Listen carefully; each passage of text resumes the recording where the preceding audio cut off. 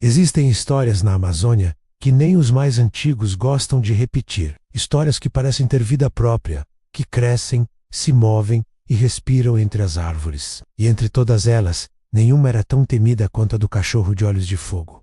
Tudo começou de forma silenciosa, numa pequena vila ribeirinha, daquelas onde todo mundo se conhece. Os moradores começaram a notar algo muito estranho acontecendo nos pastos. Bois, vacas e bezerras amanheciam imóveis, deitados na grama, como se tivessem apenas adormecido para nunca mais acordar. O mais intrigante era que não havia nenhum sinal de luta, nenhuma marca de ataque, nenhuma mordida, nenhum arranhão. E também não havia rastros de predadores, nem pegadas de onça, nem marcas de cobra. Nada.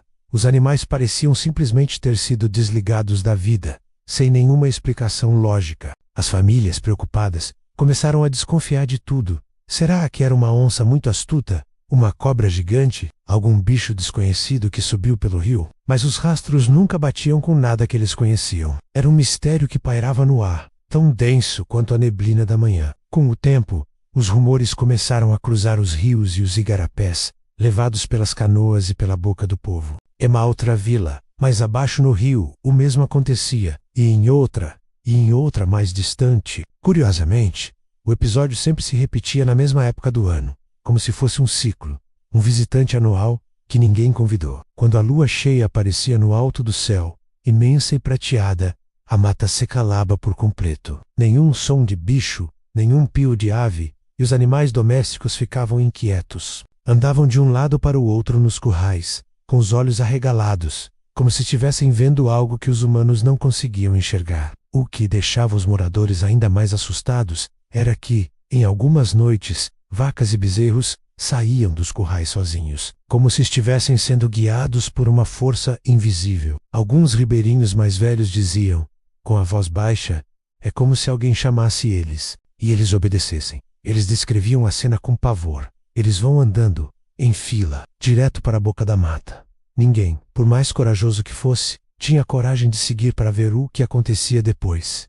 O medo era maior. Até que um dia, um pescador que voltava tarde para casa, jurou ter visto, de longe, 2 pontos vermelhos brilharem na escuridão da margem. Eram como brasas vivas, pulsando na noite. Mas assim que ele piscou, as luzes desapareceram. A história se espalhou como fogo em palha seca. Tem um cachorro com olhos de fogo rondando as vilas, mas ninguém sabia dizer se era lenda ou se era terrível realidade. Depois de anos vivendo o mesmo terror, sempre na época da lua cheia, os moradores decidiram que não iam mais aceitar viver com medo. Eles se reuniram e combinaram. Na próxima lua cheia, vamos ficar de vigília. Nada de luz, nada de tocha. Vamos descobrir o que anda levando nossos animais. Eles queriam a verdade, ou pelo menos algo que se parecesse com ela. A noite da vigília chegou pesada, silenciosa, densa. A lua cheia iluminava o pasto com um brilho pálido, quase prateado, que transformava as sombras em criaturas estranhas. 4 homens, os mais corajosos da vila, ficaram deitados no chão escondidos entre moitas altas, sem nenhuma lanterna. Eles tinham que confiar apenas na visão que a lua lhes dava, e nos sons da noite. Por horas, nada aconteceu. Nenhum movimento, nem um pássaro, nem mesmo o coutier de um sapo, quebrava o silêncio absoluto. Era como se até os insetos tivessem medo e se escondido. De repente, o primeiro sinal. Uma vaca, que estava deitada, levantou a cabeça devagar. Seus olhos ficaram vidrados, fixos em um ponto na entrada da mata. Era como se ela estivesse vendo alguém, ou algo. Em seguida, os outros animais fizeram o mesmo. Ergueram a cabeça ao mesmo tempo, todos olhando para o mesmo lugar. Os homens, imóveis no chão, ouviram um som profundo, quase imperceptível. Era como um rosnado abafado, mas ao mesmo tempo parecia um chamado. E então aconteceu. Entre as sombras profundas da mata, 2 pontos se acenderam. 2 luzes avermelhadas, vibrantes, vivas, como 2 carvões em brasa. Não era o fogo de uma tocha, não era o reflexo de nada. Era um olhar que não piscava, que não se movia, apenas observava, com uma intensidade que gelava a alma. Imediatamente, os animais começaram a caminhar devagar, em transe,